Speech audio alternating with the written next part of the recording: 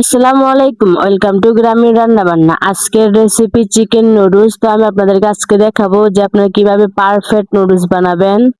আপনি এভাবে একবার নুডলস বানালে রেস্টুরেন্টের নুডলসকেও হার মানাবে। বাড়িতে মেহমান আসলে যদি আপনি রান্না করে খাওয়ান তাহলে আপনারা প্রশংসা করতে বাধ্য হবে। যদি আমার রেসিপিটা আপনারা ফলো করেন তাহলে আপনারা এরকম পারফেক্ট রেসিপি তৈরি করতে পারবেন। তো বেশি বকর বকর না করে চলুন মূল রেসিপিতে যাই। এই যে এখানে আমি প্রথমে মুরগির মাংস নিয়ে নিয়েছি, হাড্ডি সহকারে মাংসগুলো নিয়েছি, একদম ছোট ছোট করে কেটে নিয়েছি। তারপর এখন আমি মশলা দিয়ে দিব। এখন আমি সবগুলো মশলা দিয়ে এখানে ম্যারিনেট করে নেব। প্রথমে আমি এখানে দিয়ে দিচ্ছি 3 চামচ টক দই, 1 চামচ আদা রসুন বাটা এবং একটা ম্যাজিক মশলার প্যাকেট। তারপর এখানে দিয়ে দিব আমি বারবিকিউ মশলা 1 প্যাকেট। আপনারা দিতেও পারেন, আবার স্কিপ করে যেতেও পারেন। তারপর এখানে দিয়ে দিব আমি অল্প একটু টেস্টি সল্ট এবং দিয়ে দিব হাফ চামচ হলুদের গুঁড়া, অল্প একটু মরিচের গুঁড়া, হাফ চামচের থেকে কম একটু জিরার গুঁড়া, অল্প একটু ধনিয়ার গুঁড়া, তারপর অল্প একটু সামান্য পরিমাণে লবণ দিব। তারপর অল্প একটু তেল দিয়ে এখন আমি সুন্দর করে ম্যারিনেট করে এক সাইড করে রেখে দেব। তারপরে যে আপনারা দেখতে পাচ্ছেন যে এরকম একটা বড় আমি নুডলসের প্যাকেট নিয়ে নিয়েছি। এটা আমাদের এদিকে 180 টাকা নেয়। এই নুডলসের প্যাকেটটা আমি নিয়ে নিয়েছি। এখন প্যাকেট থেকে এই প্যাকেটগুলো বের করে নিয়েছি। এখানে মোট 8টা প্যাকেট থাকে। এখন আমি এই নুডলস গুলো আগে থেকে একটা হাঁড়ির মধ্যে ভেঙে নিয়ে নেব। আর মশলার প্যাকেট গুলা এক সাইড করে রেখে দেব। মশলাগুলো কিন্তু আমি আরেকটা বাটির মধ্যে নিয়ে নেব।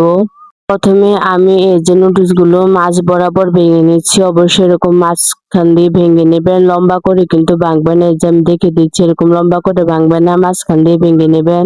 লম্বা করে যদি ভাঙেন তাহলে কিন্তু অনেকটাই বড় বড় থাকে এই নুডলস গুলা, আর এভাবে মাঝখান দিয়ে ভাঙলে কিন্তু একটু ছোট ছোট হয়ে যায়। নুডলস গুলো ভেঙে নিয়েছি। ভেঙে নেওয়ার পর এখন আমি এই মশলাগুলো ভেঙে নেব। আমার এই নুডলসের মেন হলো এই মশলাটা। এই মশলাটার কারণে কিন্তু আমার নুডলসটা অনেকটাই মজা হয়। তারপরে এই যে আমি সবগুলো প্যাকেট এখানে ছিঁড়ে নিয়েছি। তারপর এখানে আমি মিশিয়ে নেব 1 প্যাকেট ম্যাজিক মশলা। তারপর দিয়ে দিব এখানে আমি অল্প একটু টেস্টি সল্ট দিয়ে আমি সবগুলো মশলা মিশিয়ে নেব। আমি আপনাদের সাথে কথা বলতে বলতে এখানে কিন্তু আমি মশলাটা মিশিয়ে নিচ্ছি। অবশ্যই কিন্তু এই মশলাটাই নুডলসের মধ্যে ইউজ করবেন, তাহলে নুডলসটা অনেকটাই মজা হবে। আমার মশলাটা মিশানো হয়ে গেছে, এখন এক সাইড করে রেখে দিয়েছি। আর যেখানে আমি নিয়ে নিয়েছি ধনিয়া পাতা, টমেটো কুচি, আলু কুচি করে, তারপর নিয়ে নিয়েছি কাঁচামরিচ ও পেঁয়াজ কুচি করে নিয়েছি।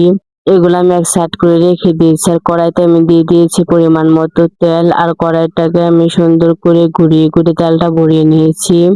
তারপর তেলটা আমি সুন্দর করে গরম করে নেব। গরম করে আমি যে মাংসগুলো ম্যারিনেট করে রেখে দিয়েছিলাম এই মাংসগুলো এখন আমি আস্তে আস্তে ভেজে নেব।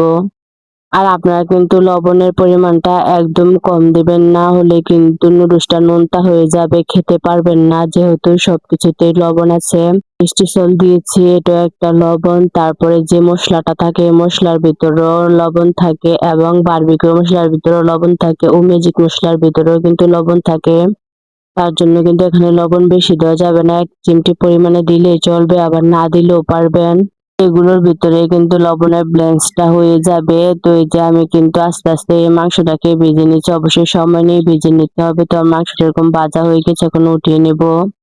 তারপরে এই কড়াইতেই আমি দিয়ে দিলাম আলুগুলো আমি হালকা সুন্দর করে ভেজে নেব। এখানে আমি অল্প একটু হলুদ দিয়ে দিয়েছি। হলুদ দিয়ে আমি সুন্দর করে এই আলুটাকে ভেজে নিচ্ছি। আলুটা ভাজা হয়ে গিয়েছে। তারপর এখানে আমি 3টা ডিম নিয়ে নিয়েছি। ডিমগুলোকে আমি সুন্দর করে ভেজে নেব। অবশ্যই কিন্তু সবগুলো উপকরণ এভাবে সুন্দর করে আস্তে আস্তে ভেজে নিতে হবে। এই নুডলসটা একবার বানালে রেস্টুরেন্টের নুডলস এরকম পারফেক্ট এবং এরকম মজা হবে না। আপনার রেসিপিটা ট্রাই করবেন, দেখবেন অনেকটাই মজা হয়। আপনার পরিবারের লোক এবং বা আত্মীয় স্বজন যাকেই খাওয়ান আপনার প্রশংসা করতে বাধ্যই হবে। আপনি এভাবে নুডলসটা যদি একবার বানান, একদম A to Z কিন্তু আমি আপনাদেরকে নুডলসটা বানিয়ে দেখিয়ে দিচ্ছি। একদম পারফেক্ট নুডলস কিন্তু আমি বানাইছি। আর আমার চ্যানেলটা ছোট হতে পারে বা আমি ভিডিওর কোয়ালিটি সুন্দর করে গুছিয়ে করতে পারি না, কিন্তু আমার রান্নাগুলো কিন্তু অনেকটাই টেস্টিফুল হয়। তো আমি একটা পাতিলের মধ্যে পানি বসিয়ে দিয়েছি। পানিটা যখন বলক চলে আসবে আমি এখানে দিয়ে দিচ্ছি অল্প একটু তেল। তারপর দিয়ে দিব আমি নুডলস গুলা। নুডলস এর মধ্যে তেলটা দেওয়ার মেইন কারণ হলো একটা নুডলস যেন আরেকটা নুডলসের সাথে লেগে না যায়, তার জন্য কিন্তু তেলটা দেওয়া। আর এই নুডলসটা কিন্তু বেশিক্ষণ সিদ্ধ করতে হবে না, বলক আসার পর 3 মিনিট সিদ্ধ করলে হবে। আপনারা ঘড়ি ধরে 3 মিনিট সিদ্ধ করে নেবেন, আর বেশি সময় লাগবে না। তখনই দেখবেন যে নুডলসটা গোল্ডেন কালার আছে, এর থেকে একটু সাদা সাদা হয়ে যাচ্ছে। এই পর্যায়ে কিন্তু উঠিয়ে নেবেন, বেশি নরম করবেন না, তাহলে কিন্তু ল্যাটলাটা হয়ে যাবে।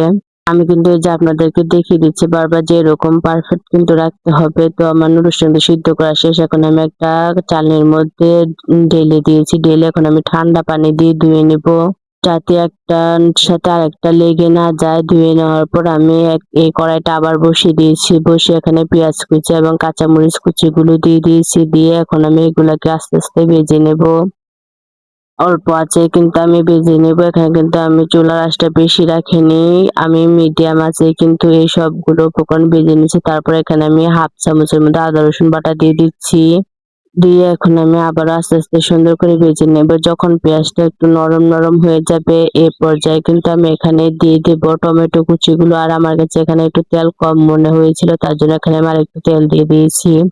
আমি কিন্তু আপনাদেরকে বারবার বলে দিচ্ছি যে আপনারা যদি আমার এই টিপস গুলো ফলো করেন, অবশ্যই এই নুডলসটা অনেকটাই মজা হবে। নুডলসের মেনই হচ্ছে নুডলসটা যাতে পারফেক্ট হয়ে সিদ্ধ হয় এবং ভাজাগুলো যেন ঠিক থাকে।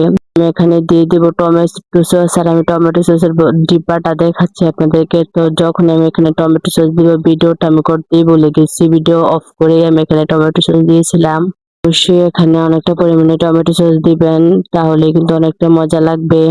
তারপর আমি যেহেতু মাংসের মধ্যে হাফ চামচ করে মশলা দিয়েছিলাম, আমি এখানে কিন্তু আরেকটু করে সব মশলা দিয়ে দিচ্ছি। প্রথমে কিন্তু এখানে আমি মশলা দিয়ে দিয়েছিলাম, যে মশলাটা আমি রেডি করে রেখেছিলাম, এই সব পুরোটা মশলা কিন্তু আমি এখানে দিই নাই। মশলা আমি দিয়েছি আর অর্ধেক লাস্ট পর্যায়ে দিবার। এখানে অল্প একটু টেস্টি সল্ট এবং অল্প একটু জিরা আর অল্প একটু ধনিয়া দিয়েছি। দিয়ে আমি মশলাটাকে সুন্দর করে কষিয়ে নিয়েছি। কষিয়ে আমি যে আলু এবং মাংস ডিম ভেজে রেখেছিলাম, সবগুলো উপকরণ আমি এখানে দিয়ে দিচ্ছি। দিয়ে এখন আমি সুন্দর করে এই মাংসটাকে কষিয়ে নেব। অবশ্যই একটু সময় নিয়ে কষাতে হবে, আর এই মাংসটাকে কিন্তু একদম লো আছে কষিয়ে নেবেন, নাহলে কিন্তু নিচ দিয়ে লেগে যাবে। তো আমার মাংসটা কষানো হয়ে গিয়েছে, এ পর্যায়ে আমি কিন্তু নুডলসটা দিয়ে দিয়েছি। আর আপনারা আমার নুডলসটা দেখে বুঝতে পারছেন আমার নুডলসটা কতটা জোরজোড়া এবং কতটা পারফেক্ট হয়েছে। তার সাথে কিন্তু আরেকটা নুডলস লেগে যায়নি। তো আমি লাস্ট পর্যায়ে এখানে যে মশলাটা আছে, আমার মিশানো মশলাটা দিয়ে দিয়েছি, আর দিয়ে দিচ্ছি আমি এখানে ধনিয়া পাতা। ধনিয়া পাতা দিয়ে এখন আমি অল্প একটু নেড়ে চেড়ে সুন্দর করে মিশিয়ে নেবো। এটা আমার নুডলসটা হয়ে গিয়েছে, এখন আমি উঠিয়ে নেব। তো আপনারা দেখে বুঝতে পারতেছেন যে নুডলসটা কতটা সুন্দর হয়েছে এবং কতটা পারফেক্ট হয়েছে। আমি আমার সাধ্য মতো আপনাদেরকে বোঝানোর চেষ্টা করেছি। তো যদি আমার ভিডিওগুলো ভালো লেগে থাকে তাহলে সাবস্ক্রাইব আমার পাশেই থাকবেন, তাহলে এরকম নতুন নতুন আরো ভিডিও বানাতে আমি উৎসাহিত হই। আর আমার কণ্ঠ কিন্তু অতটা সুন্দর না, আর আমি গুছিয়ে কথা বলতে পারি না। তো আপনারা এভাবে আমার পাশে থাকবেন, তাহলে আমি আরো নতুন নতুন ভিডিও বানাতে পারবো। তো আপনারা সবাই ভালো থাকবেন, সুস্থ থাকবেন। আল্লাহ হাফেজ।